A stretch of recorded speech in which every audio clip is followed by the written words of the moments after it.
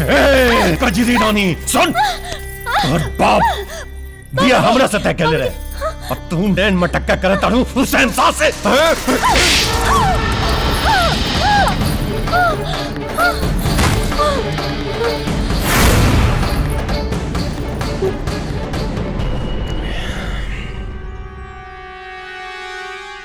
कारे ब्याह करे का बहुत शौक बाटेगा हैं? घोड़ी चढ़ गए। पहले औरत की इज्जत करी का तरीका सीख। तरीका तो हम तोरा सिखाए। ये इलाका में रहे के तरीका, हमर आदमियन से बात करे के तरीका,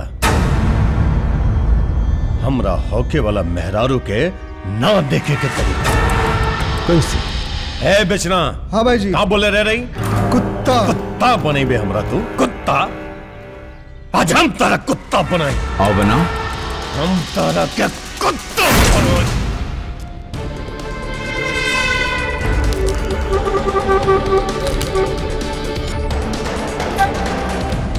शहनशाह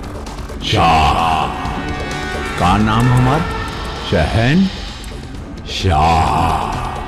हम शेर है और शेर के जिए का तरीका कोनो कुत्ता ना सिखा सकेला रे।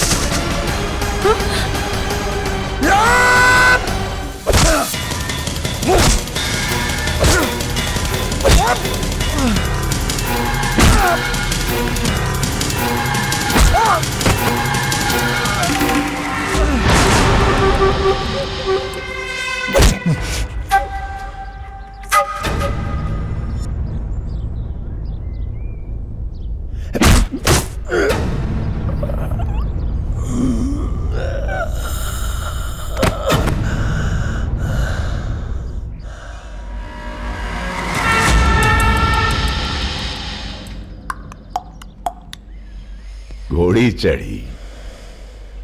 ए चमचा पार्टी ले जा रे करा के एजा से, ना तो कजरी से का केहू से बिया करे लायक ना छोड़ा।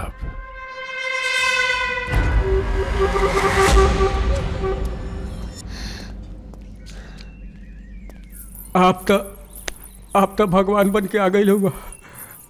आप ना आइल रहता तो हम बाप बेटी के ना जाने कौन गत भइल रही। अरे कोनो गति ना भइलो धत मर्द बड़ा भोजपुरिया काहे घबरा तड़ा। कोनो बात नहीं की। अब कोनो कर्जा मांगे या कजरी के छेड़े ना आए, ठीक है? अच्छा हम चलता नहीं। अच्छा कजरी बाय। बाबूजी तो ठीक बाड़ा ना बाबूजी।